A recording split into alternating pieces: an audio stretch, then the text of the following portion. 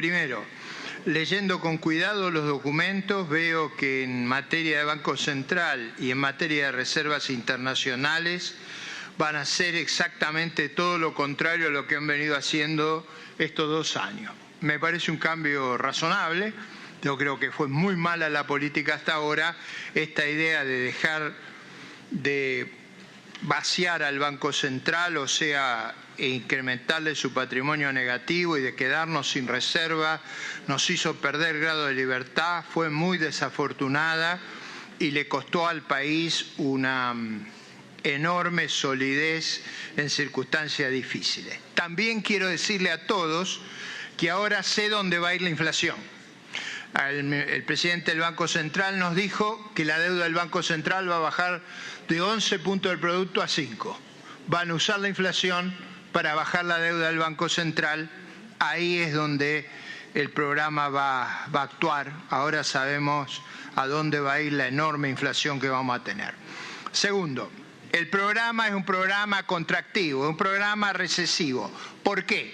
Porque es una mezcla de políticas monetarias mucho más duras que las políticas fiscales. Solo ese programa puede evitar el receso si se cumple un extremo, que es que mejore mucho la confianza. Y en ese aspecto hay 2 cuestiones cruciales. Uno, lo que llamarían los organismos multilaterales, identificación del gobierno, ownership.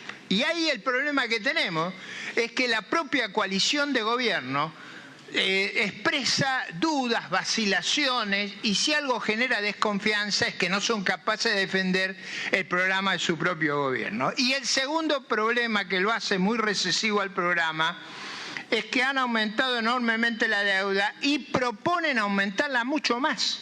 Ese aumento de deuda crea naturalmente un riesgo sistémico que disuade a la inversión y la verdad que ya la Argentina tiene naturalmente una gran dificultad cuando tiene deuda y mayores las tiene cuando las aumenta. Así que creo que es muy desafortunada esa combinación que se ha elegido para el diseño del programa.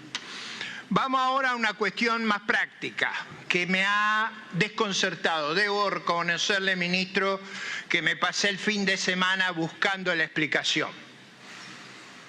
En la versión en español dice que el tipo de cambio va a ser el del promedio, el tipo de cambio real al que van a apuntar es el promedio del 2021.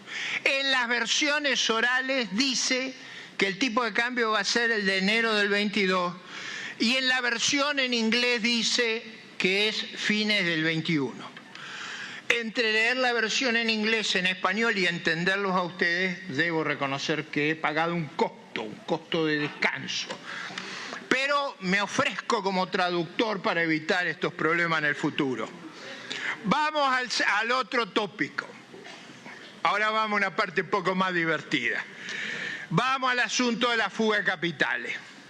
Fuga de capitales yo he visto muchas en mi vida. Por ejemplo, en el periodo 2008-2011 hubo 76.000 millones de fuga de capitales.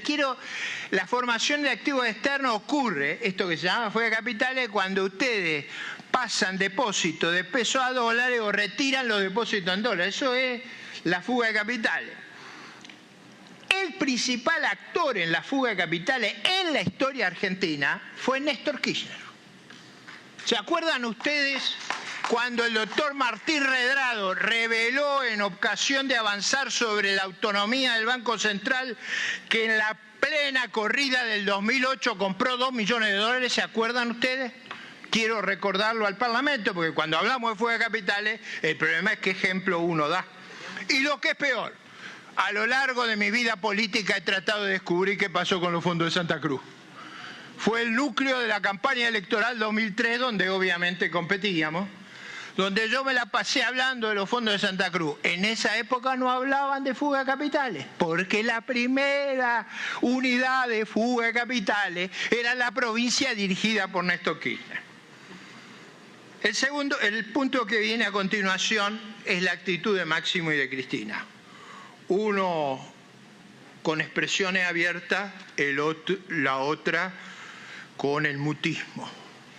Y quiero decir que después de escucharlo al ministro, la catástrofe que va a ocurrir si no apoyan el programa que está proponiendo, ni quiero pensar la catadura que deben tener estos dos líderes del frente oficialista, porque si algo le ha hecho daño al país es esa actitud de reticencia, de querer estar en las buenas y borrarse cuando hay que enfrentar la realidad.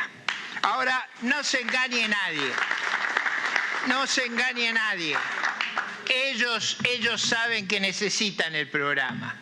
Simplemente quieren ser y quieren hacer una cosa que no se lo vamos a permitir. Ser oficialismo y oposición al mismo tiempo, destruyéndole a la República. Diputado. Lo que es el aspecto fundamental de su naturaleza política, que es tener alternativas. En síntesis, es un mal programa con una pésima exposición de motivos. Pero acá quiero ir al corazón de la exposición de motivos. ¿En qué fundamenta el ministro la inviabilidad del stand-by del año 18? Lo fundamenta en la insostenibilidad de la deuda. Le quiero decir que el propio fondo reconocía que era con baja probabilidad la sustentación. Ahora quiero que quede por escrito, tomen nota para que nadie se olvide de esto. ¿Cuál va a ser en la lectura del reporte del staff del Fondo Monetario, que va a decir que esta deuda es más insostenible que la anterior? Primero, porque ha aumentado. Segundo, porque tenemos un riesgo país imposible. Y tercero, porque se hacen preguntas que solo pueden ocurrir si nunca más van a volver al mercado. Y la clave de estos programas, para que funcionen, es que volvamos al mercado. El fondo es como un banco central. Si a usted le caen los depósitos, el Banco Central le da un redescuento. Usted no puede pretender vivir toda la vida del redescuento. Tiene que recomponer los depósitos y devolver el redescuento. Ahora, con la lógica esa de vivir agarrados al Fondo Monetario para siempre, no vamos a tener salida. No vamos a tener salida porque eso revela un estado patológico incorregible. Hay que pagar, y yo estoy de acuerdo con eso, y creo que el país no puede entrar en default, lo he dicho en una carta pública al presidente.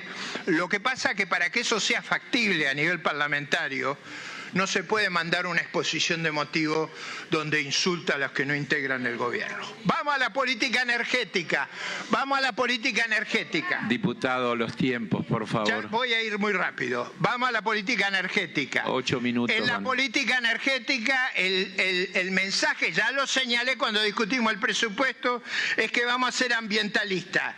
Le pregunto en serio, usted que viene de la misma facultad que yo, ¿usted cree que es un camino ambientalista subsidiar 75% el consumo de hidrocarburos? En la pregunta está la respuesta. Por último, una precisión más sobre el préstamo del Fondo Argentina en el 18, si fue el más grande de la historia. Obviamente esa cuenta hay que hacerla con el tamaño de los países. Yo estoy convencido que a Uruguay, a Portugal, a Grecia se le dio más que a nosotros. Son países mucho más chicos que nosotros. No es bueno hacer argumentos que se basan en una medición artificial. Yo le voy a decir una cosa. Se habla de la deuda en pesos y que es distinta a la deuda en dólares. La verdad que el año pasado hicimos un desastre en tasa de interés que pagamos. Usted se endeudó por ser, que cobraba una tasa eso rinde aproximadamente 50 y algo %, y la devaluación fue 22%. Pagamos tasa de casi 30% en dólares. ¿En qué otro lugar se puede ganar esa cantidad de plata? ¿En qué otro país se pueden hacer esas operaciones? Se habla de que hay que reconstruir el mercado de capitales. En nada podría estar yo más de acuerdo. ¿Cuál es el problema para reconstruir el mercado de capitales? Los inversores institucionales. ¿Para qué ahorramos nosotros a lo largo de nuestra vida? La mortaja no tiene bolsillo. Ahorramos en la vida activa para la vida pasiva. Nos confiscaron todos los fondos que habíamos ahorrado en el 2008. Con la confiscación de todos nuestros ahorros, destruyeron la lógica del mercado de capitales. Hemos defolteado 9 veces, hemos confiscado los depósitos 5 veces. ¿Cómo quieren que crean en la moneda local?